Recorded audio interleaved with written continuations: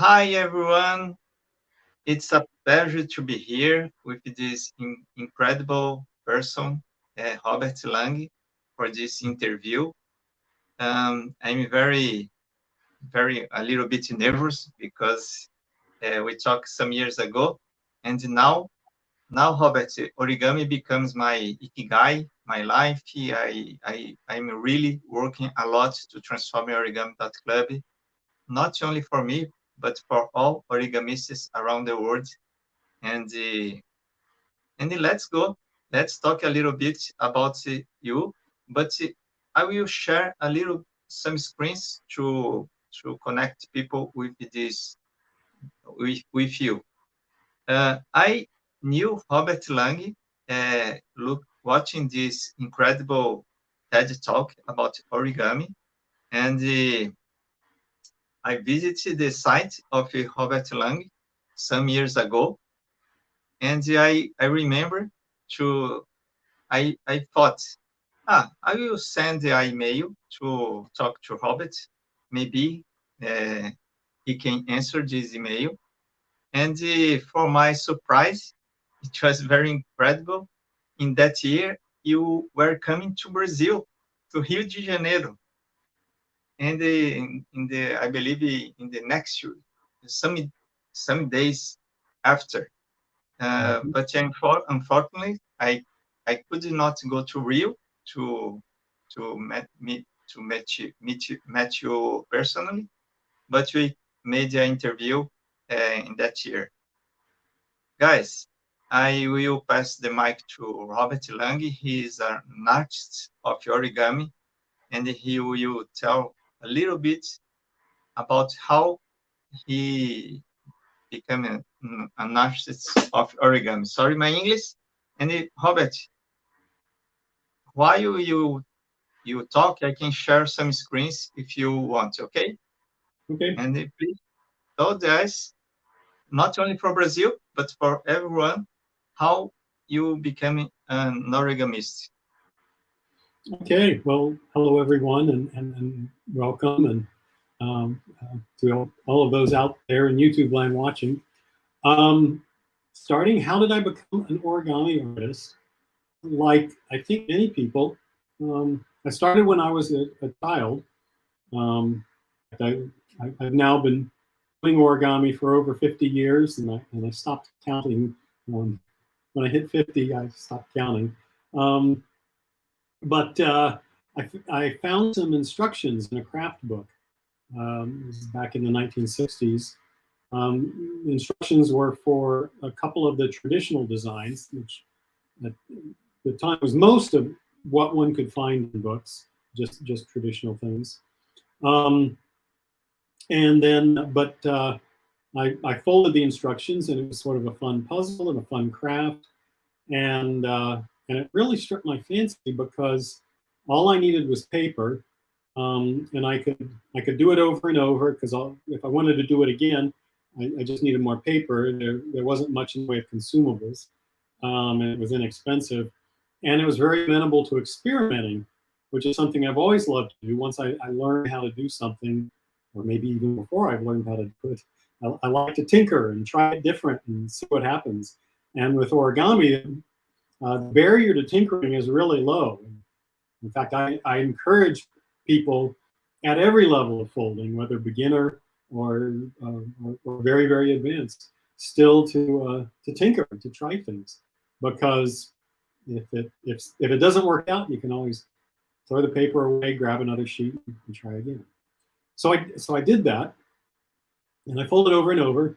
And my parents saw that this was something I was interested in, so they kind of fed the interest. There were a few books of new folds coming out in the West, Robert Harbin books, Sam Randlett, and so they would get me those books or take me to the library where I could check out books like that, and that fed the interest, and things just took off from there. It became first a hobby throughout childhood, and then in adulthood it became it stayed a hobby, but a very passionate one, and one I started blending with the math and science that was had become my career path. And till finally, in about 2001, origami took over completely, and I quit my science job, which was, well, I thought I was quitting science, which was in the field of lasers, to do origami full time. But by then, Robert, science can I show a little piece of your a video now? Let me finish, kind of just 2 more sentences, and then sure, I'll switch it over. Okay. Just saying, I thought I was leaving science, but I had mixed science and origami.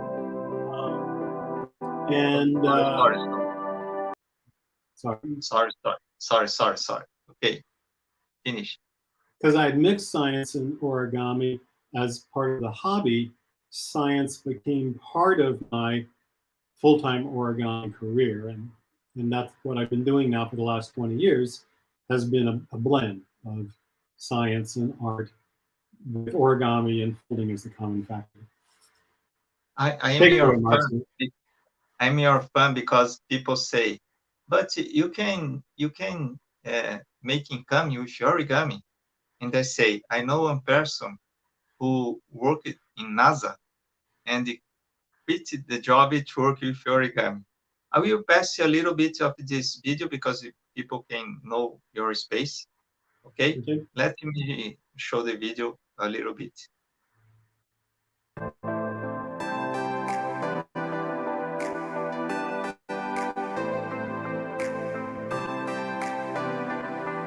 Using origami principles, we can get a much larger array into space by stowing it compactly during launch. Robert, this project is already in construction. How is going this project of space, origami in space?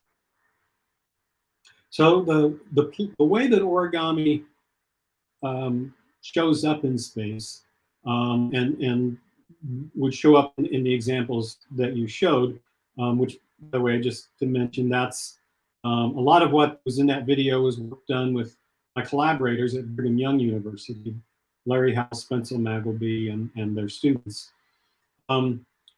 And some of that is indeed for space. And the reason origami is potentially very applicable to space is it provides an efficient, controlled way of transforming a surface from something that's large and relatively flat, sheet-like, like a solar array or an antenna, to a much smaller size for stowing inside a spacecraft, for example. And so in the simulation of the solar array that you showed and several other NASA applications, origami principles are behind the folding mechanism that collapses the active device, solar array, antenna, telescope, into a smaller shape for transportation. It's something that the phrase I've used a couple places is it has to be small for the journey and big and flat at the destination. And when you have those two requirements, origami plays a role. Yeah, I became a fan of tessellation technique, and I will show one of my. I love this one, this piece, because I started making a lot of tessellation technique, and this one, the Miura one, I change a little bit, and I make some curves, and I combine two colors, and I started doing a lot of this one.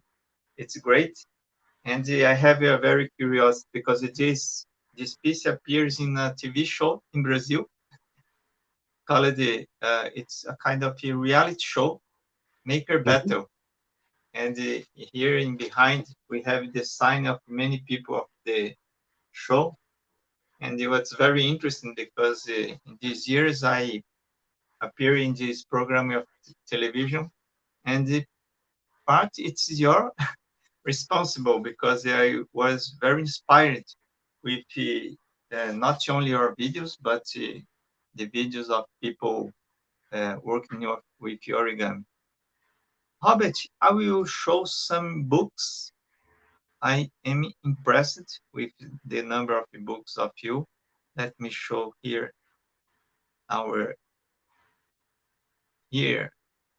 I believe here it's better to see. Can you talk a little bit about some of the books? Which book was the book that you decided to live only with origami? Is one of this one Design Secrets?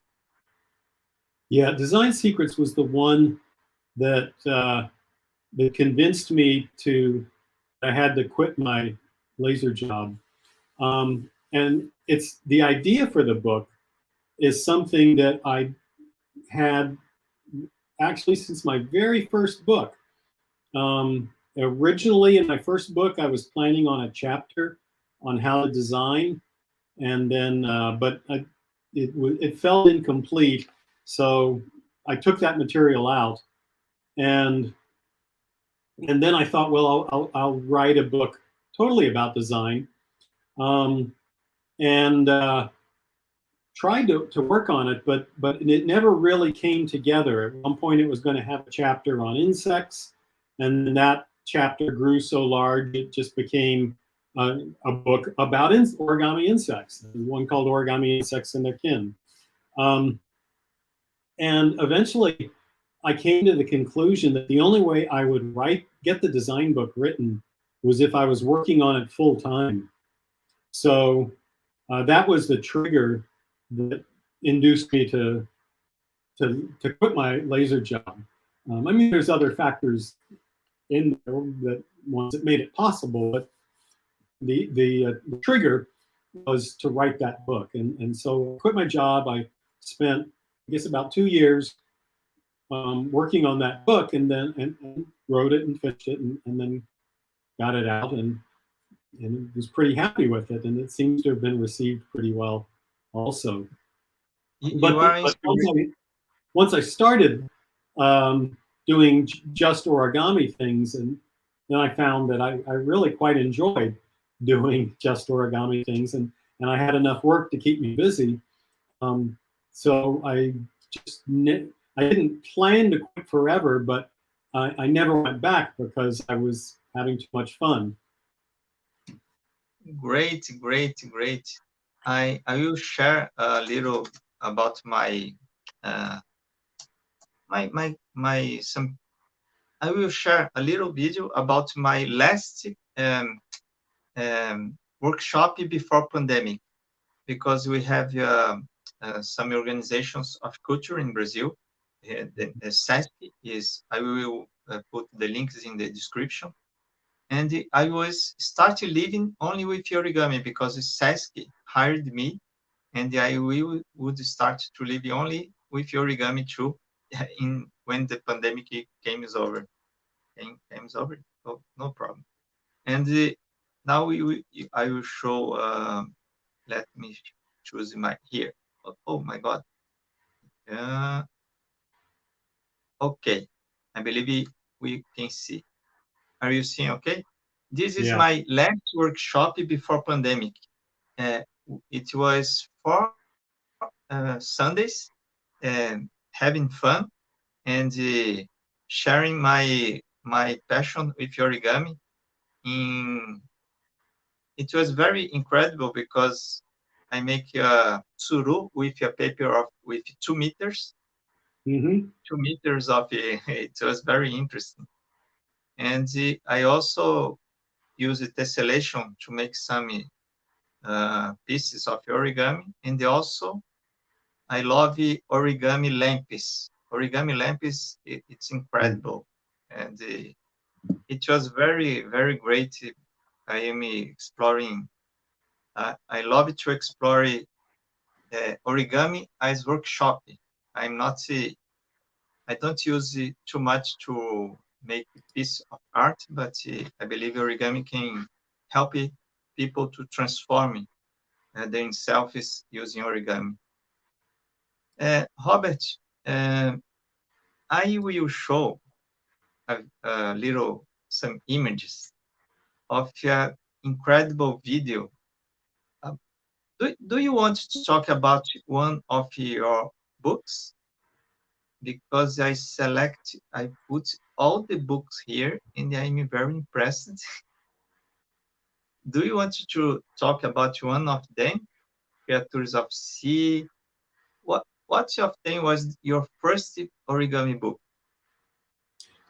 The first origami book is the complete book of origami, which is on the right side of this collection, on the right, second from the bottom. So it has the orangish covered, yeah. So that one, and I actually, so that has a lot of some of my oldest designs, a lot of designs I did as a kid, and of course it was the first drawings I did. So when I look at the quality of the drawings, I cringe a little bit. Now, I could do them better if I were doing them again. But I'm also kind of fond of it. And it illustrates, one of the things I like about it is it illustrates a long-term interest of mine, which has been action figures, things that move.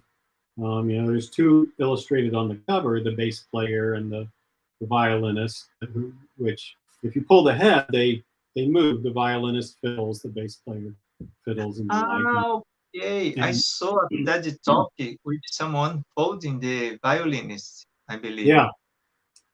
And so I think one of the things I really loved about origami as a child were models that moved, flapping birds and the like. And I did kind of a study of action mechanisms to try to understand the underlying mechanism in things that moved, and found in Sam Randlett's Flapping Bird had a really clean, elegant mechanism that that made the bird work. That was kind of unique among flapping birds, and I figured out how to adapt that mechanism to lots of other models, including it's buried in the violinist and the bassist and the piano player and a whole bunch of other models that I've done. And that interest in mechanisms has carried through my whole life, even into my current career, because a lot of the work I've done with Brigham Young University, the folks you just showed in the video a little earlier on, has revolved around mechanisms. And there's a technical name called rigid foldability, which is an entire mathematical field devoted to the understanding of how origami shapes move under stress. And so it's kind of neat that even that interest I had as a kid has been able to extend and grow and continue learning throughout my whole origami career. Origami, I love this kind of origami that has some life. I was playing with a model. I will show the video here. I saw your lamp, and I thought, I will make by hand. And it's incredible when we have the pattern. We only need to fold and play with this, and it's incredible. I will show here where is the video? Here. Okay, I will show to people know a little bit more about. Oh, my God, here. Let me play with the buttons correctly here. And can you talk a little bit how you have the idea of this lamp? It's incredible, simple and beautiful. So one of my interests has been curve folding, and in particular, there's some pretty challenging math that's needed to describe curve folding. And one of the pioneers of curve folding was a mathematician, computer scientist named David Huffman, and I was had the good fortune to be allowed to see some of his early work. And so I was just playing with ideas that I saw kind of expressed in his notes. And one of them was the relationship between straight lines called ruling lines and curved folds. And I realized that if I took an ellipse and constructed ruling lines using these principles that were in some of Huffman's work, that it would make a pattern that folded up. And so I made an example and started playing with it, and thought, oh, this turns out to be quite beautiful. I shared it with my Brigham Young University collaborators, and they did some work with the pattern and the shapes. But I also thought it reminded me of a lamp because it looked like there was a diffuser, a base, and a lampshade, all from that same pattern. And I like the elegance of getting all three parts from a single sheet. So Yeah, and it's the pattern that you're showing right there. So then that led me to say, okay, how can I actually turn that into a lamp? And fortunately, I was playing using not curves, and I noticed that we have the principle of origami here. Now, 3, let me see. Here, 1, 2, 3, and the only one mountain. And I was thinking about this. The curve, it's like a fold, but it's not a fold, but it represents a fold.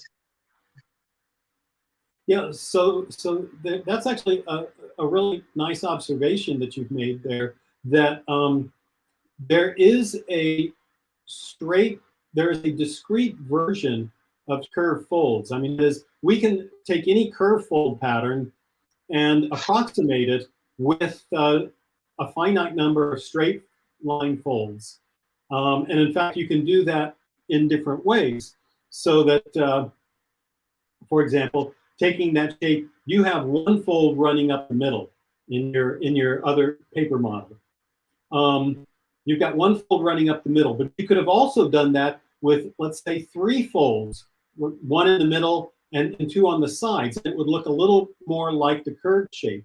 Or you could use 5 or 7 or a larger and larger number of folds running upward and radiating outward. And the more folds you did, the closer it would come to the curved shape.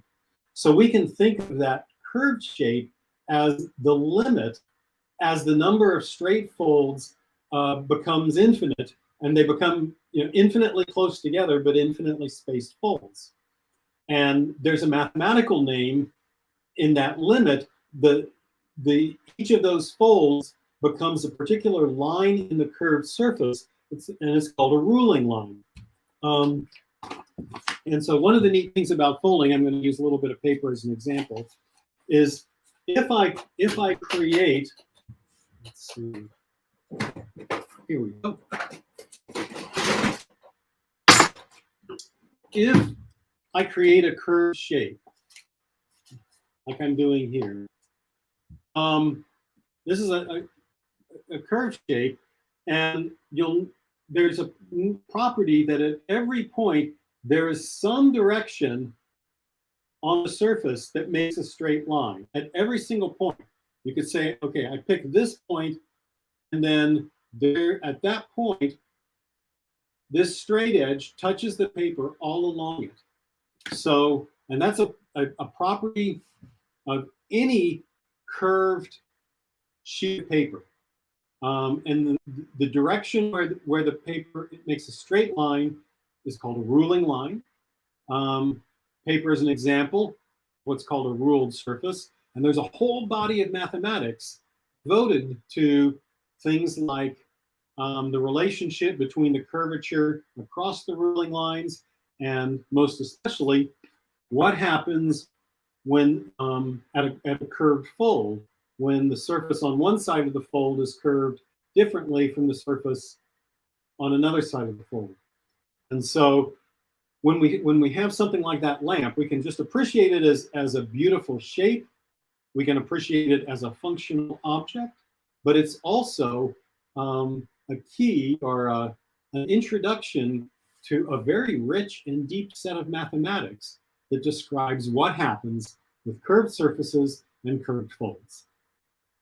Great, great, great. I will talk to some schools, because I also became a speaker, professional in education area. Last year, I done a lecture for more than 150, no, 1,500 professors online, and they teaches this origami and use it the folding to make some reflections in education. Robert, incredible. I will show another a little bit about your site here. If you can talk a little bit that people can visit your site, Lang Origami, and they can download the pattern and including here is the pattern of the origami lamp, elliptical lamp. Do you want to, can I choose one of these? I love this one. This one because we use, how to say, this is not paper here. Which material do you use to make this one? Yeah, so that's made from a wood veneer. So it's a very thin, sheet of wood that has some sort of a synthetic backing on it, and it has a foil layer in the middle of it. In fact, I think, if I recall correctly, I was put onto this material from our mutual acquaintance Elon Garibi, who pointed me to the existence of this material.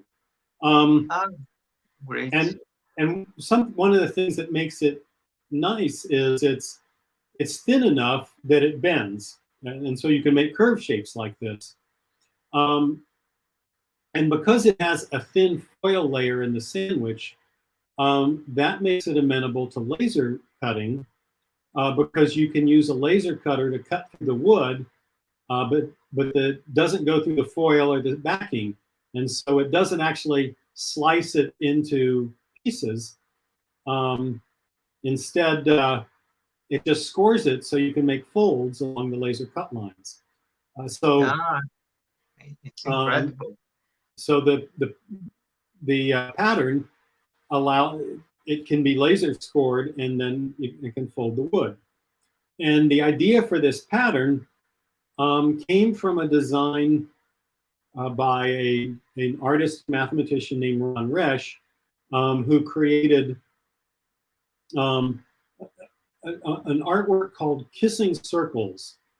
And it's a very similar idea with just two lobes. And I was quite interested in working out the math for that and why his pattern worked the way it did. And then once I'd worked that out, I thought, well, what else could we do with this idea? And the next step up was, well, can we make a pattern with three lobes? And so that's what I did for this. The pattern itself is computed. So I didn't draw those lines. I calculated what lines would be needed to make the shape that we see at the end. And of course, I was very happy when it came out and I folded it that it ended up looking like what I had designed it to look like. Great. I have some friends in Brazil who has a laser cut machine. I don't have it, but I have some friends, so I will produce this one. And do you have one of the pattern? No, let me see. I go back here. Do you want to talk about one of the pattern? Let me hold on 1 second. Do you want to talk about one of these? Is there anyone special for you here?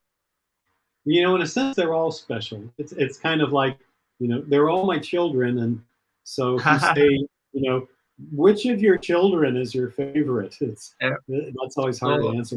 Why don't you pick one, and then I'll talk about it. Okay, let me take one. This one. This one, I love this. I think I look at this pattern. To tell the truth, I didn't yet fold one of them. This is different. Can I choose So, one of animal, like an insect? well, let me talk a little bit about this one. Go ahead Okay. and leave that up on the screen. Okay. Let me put again here. Because one of the things we try to do in tessellations is to create, what we'd like to do is to emulate tilings. There's a vast world of tilings. The architecture of the Alhambra, Islamic tilings have incredibly beautiful and intricate patterns. And in the world of origami tessellations, we'd like to replicate those tilings.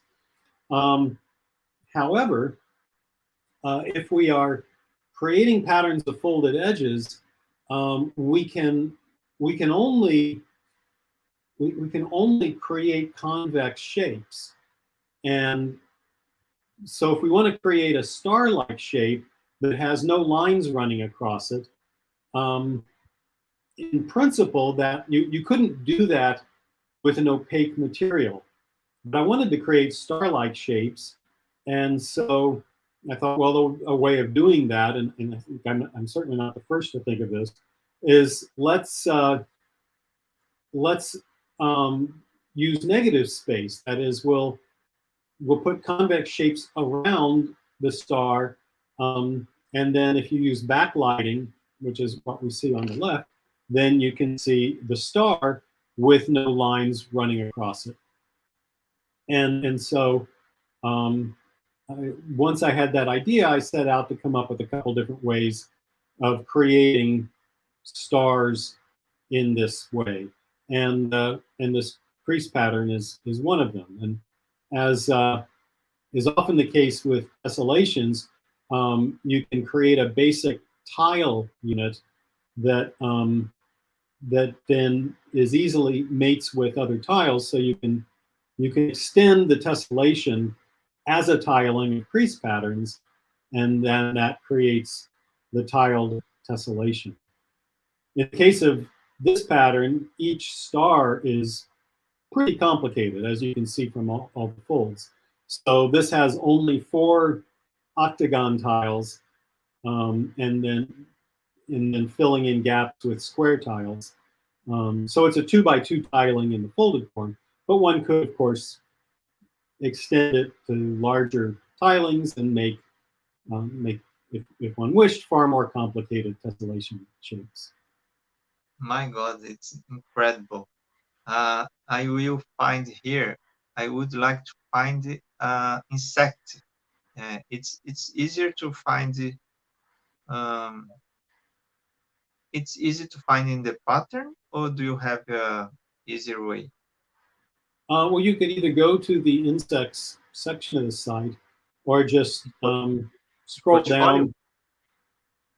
Scroll down and hover over patterns, and you'll see which ones are insects. Usually, anything that is probably most of the insects are either box pleated or hex pleated.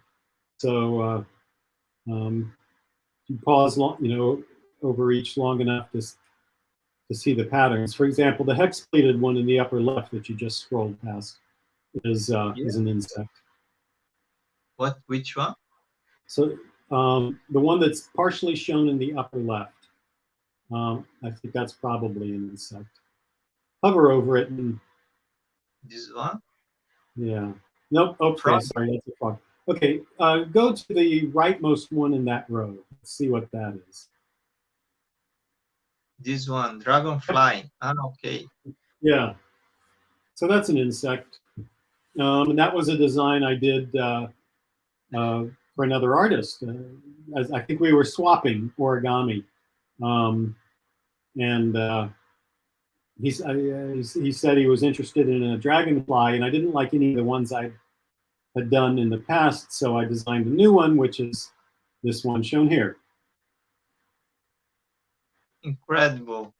To tell the truth, I still look at this origami. I didn't fold one yet, but we need to take this pattern and use a laser cut, okay?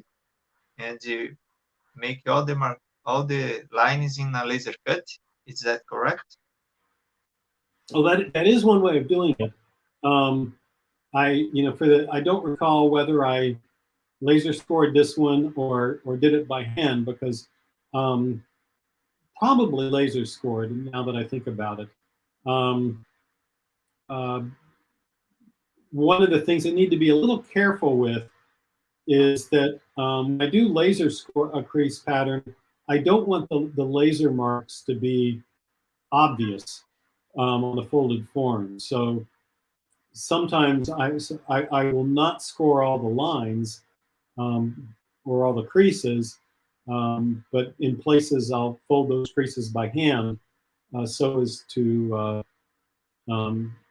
not have visible laser marks on the finished fold.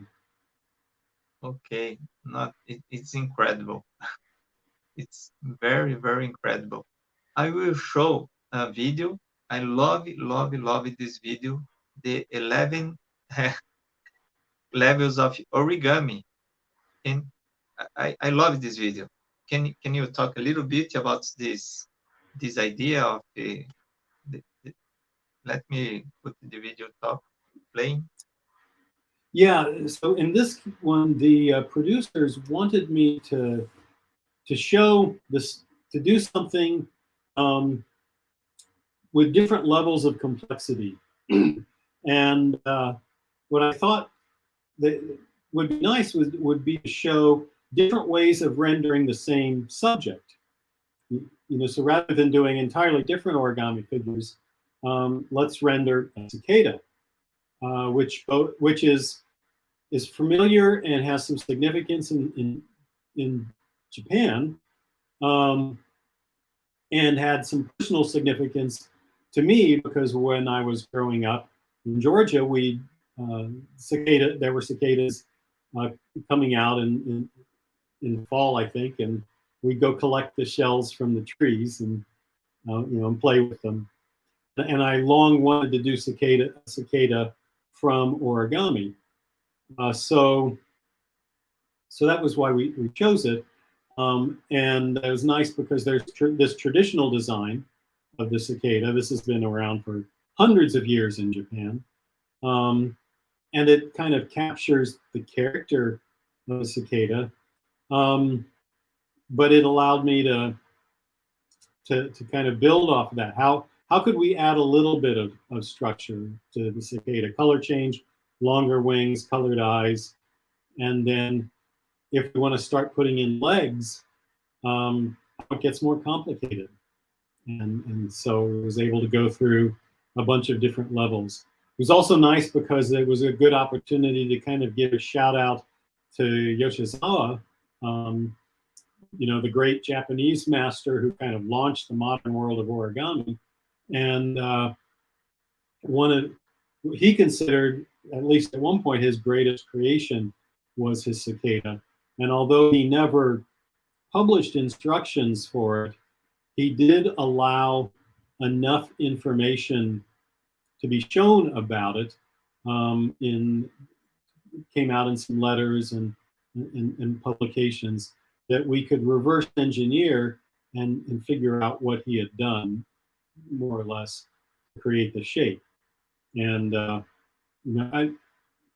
right now, the level of origami and complexity has increased so much that people are doing things far more complicated than Yoshizawa had done then. But at the time, he was 20 years ahead of his time. No one else. It would take another decade or two for people to kind of rediscover some of the concepts he had developed and used in his designs. And talking about Akira Yoshizawa, I can bring here another moment, very, very special for you, I believe. The Doodle. it was incredible. Can you talk about this project? Yeah, so this one, Google has this thing that every day they do a different treatment of their logo on the web page, and it's called the Google Doodle. And the subject is people propose different subjects, and so someone had proposed to honor Yoshizawa, and so they came to me and said, how can we do the Google Doodle in a way that honors Yoshizawa, like doing the logo from Origami? And so, and would you help with this? And I said, of course, I'd love to. And so we came up, the concept would be to fold the letters from Origami, but so that gets the Origami part, but to honor Yoshizawa, decorate them with Yoshizawa's butterflies. And so we did that. I had to contact Yoshizawa's heirs to get permission to do the butterflies.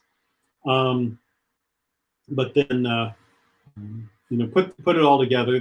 A little bit of challenge was it was all done in a week.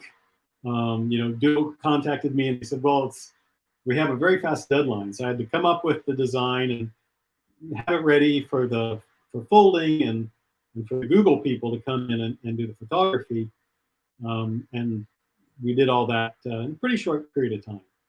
So as you're flipping through here, they asked me to do a little making of article, and so there is, if you click on the Doodle, and there's a link to it on my website, you can learn a little bit more about how we put it all together, and a little background of my relationship with Yoshizawa, because I was fortunate enough to meet him several times, both in America and in Japan. Great. And this article is great in your website. Very, very incredible. And let me change a little bit here. Let's come back. It's incredible. I love this. And I will show. Let me see. I learned this star. You know this star? It looks familiar. No, this star I learned in the Geometric Origami Convention, and the teacher, the creator, is a very, very young guy. I believe you know who is him. Let me find it here. How can I? What? Oh my God! Let me change here one thing. My God, it's not simple to be the interviewer and the piloting the live at the same time. It's a very young origamist, and I was impressed. He was very, very interesting. Let me show here. Okay. I found here who is. He's a very young origamist, Ivan Soji. Oh, Evan Zodel, yes. Yeah, and I was he's very, very, very great guy, only 56 years old. And when I was looking this TED talk about Ed about origami, it's a very, very, very good TED. I recommend for everyone. And when I was looking for the author, I discovered that it was the Ivan. He's very, very incredible origami here. Yeah, I've known Evan for quite a few years. Met him when he was a pretty young boy, and it's been kind of a pleasure to watch him, grow up in the world of origami and also, grow his origami. He's a very talented designer. Also, he has a YouTube presence that is, he's multi-talented because he can also do really nice videos and presentations and the like. And it's been a joy to watch over the years. And now I'm very inspired to start creating my own origami. I don't know if I show when we talked the first time, I didn't have my own origami, and I create only two, but I believe it's very sympathetic. This one, Mm-hmm.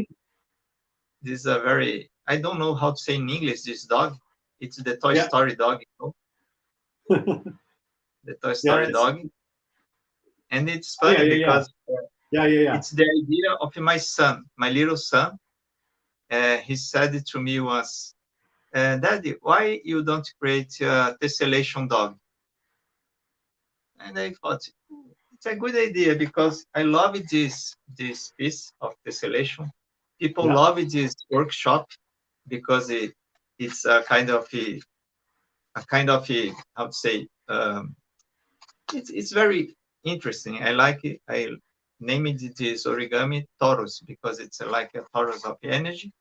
Mm-hmm. And my son told me once this, why did you take this piece and transform in a dog? Yeah. And so That's when so fun. every time I talk about this, I say that it's not only my creation, it's the idea of my son and the way I create. And I Yeah. love this one too. I don't know in English. In Portuguese, it's tatu. Oh, I forgot the name in English. I think we would It's probably call very, it a hedgehog, or I don't know in possibly an English. ostrich. It's like a ball. How to say? In Portuguese, it's tatu bola. It's that animal who transform in a ball. Yeah. It's so a hedgehog or an Yeah, armadillo. and yeah, I am inspired in the tessellation. Yeah. I needed to, and when I may participate in geometric convention, I was very inspired to start in becoming also a creator. Robert, can I show you a very happy moment here? In Brazil, our tourism agency is called Embratur, and during the Olympic Games, they promote, they use origami in the campaign in Tokyo. And let me find here. And I was chosen by the agency to fold the origami to this to this campaign. Is in this site, the Country of Nature, and Mm-hmm. like you, we don't have time to fold because they choose it and I have only one day to fold. Yeah. So I say I don't. It's impossible for me to fold the three pieces. So I look for a friend, another origamist that live here in São Paulo, and I folded this one, and we use Kozo paper, Kozo Kozo paper. I believe it's in English the same. Yep. And he folded the dolphin and this flower. Mm-hmm. And this is in the oh my God, where is my site? Mm-hmm. We are here, and they are all in this site in to promote tourism to visit Brazil. And it was very unexpected present of the last year. Very, very good. Uh, Robert, can you talk a little bit for professor educators uh, for them to be inspired to use origami in schools? Can we talk a little bit? Yeah, the place where different levels of school call for different types of or offer different opportunities for introducing origami into school. At the elementary level, it's good. Origami is useful just to introduce basic concepts of geometry, shapes, and names for shapes, and helping people develop 3D visualization. And at higher levels, maybe high school, we can introduce more advanced concepts. Um, and then actually in high school, it's also possible for people to use origami just as a simple, accessible tool to explore, as an excuse to learn more about, say, space structures. I saw a couple of years ago a wonderful high school level workshop project, which was for people to develop habitats for space using origami at the high school level. And so kids were folding things and developing patterns and describing it. And really, the value of origami in that was it was easy for people to make folded prototypes that gave them an excuse to then study up and learn more about, and got them excited to study and learn more about the space and rockets and things that they were learning about. It wasn't that origami specifically taught them about space and physics, but rather it was fun and an excuse that got them excited enough to learn on their own. And that's one of the values of origami is just because it's fun, it gets kids revved up, and in a way that then that can spill over, that excitement and interest can spill over into some of the more academic subjects that we're trying to get them to learn. Great. I will show a space here in Brazil. I love this place. Japan, how to say, it's a gift from Japan for some countries. It's not, I believe, Germany, Brazil. Let me share the screen here. I need a pilot of lives here. It's not simple. Oh my God, I have some problem here. Okay, I found. Japan House, it's a beautiful place in Brazil. And it's my dream to bring you here to exhibition. And Japan House, it's a place in Avenida Paulista. It's Paulista Avenue is one of the most important avenues in Brazil. And it's a gift from Japan to promote the culture of Japan in Brazil and in other countries. And I will talk to him to make a project. We can make a project. I will write the project and send to him, to them. And it should be a dream to bring you to Brazil again. Have you been in Brazil some time? When we make the first interview, you were in Brazil to a convention of engineering. Is that correct? Yeah, it was it was an engineering conference that I had been invited to give a presentation at. It was a very short trip, so I came to Rio and was there for just a few days and then left. And that's the only time I've been to Brazil. Yeah, and in the a convention to talk about origami in construction, in architecture. Yeah, it was in actually in kind of a broader than just construction. It was a general engineering conference. So the origami played a role and could play a role in a lot of different fields. Optics and civil engineering, architecture, and the like. Great. So it's time to come to Brazil to show your art, not in a convention. Anything against the convention of engineering, but I believe it will be a great to bring you here to talk about art education and bring origami. Robert, I'm very happy because my English is really better than the first time. And I'm very happy because I have, you can see that I am really engaged with origami now. And I'm still looking for co-founders and investors, and I believe I will find this not in Brazil only. I believe now we can find it in other countries. And I'm very happy to be here.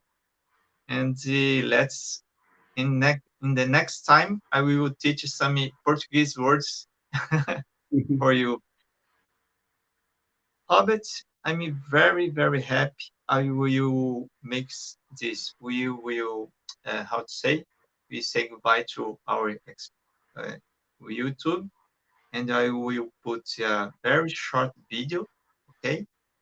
And Okay. then we can make a talk between us about these moments. All Okay, right. guys, I'm very happy to be here. It's my first, it's my second interview in English, you believe? Because the first one it was with Tom Fleming. It's a creative economy from London, and it's my first interview in English with the origamist, and I hope to be the first of many interviews with other origamists. I will invite Ilan Garibi too, if you can help to talk to him. And I will put a little short video and we can back to talk. Thank you very Okay. much. Bye bye. Bye. Para os brasileiros, pessoal, estou muito emocionado aqui e daqui a pouco eu volto a falar com o Robert Lang. Just a moment, Robert. Bye, everyone.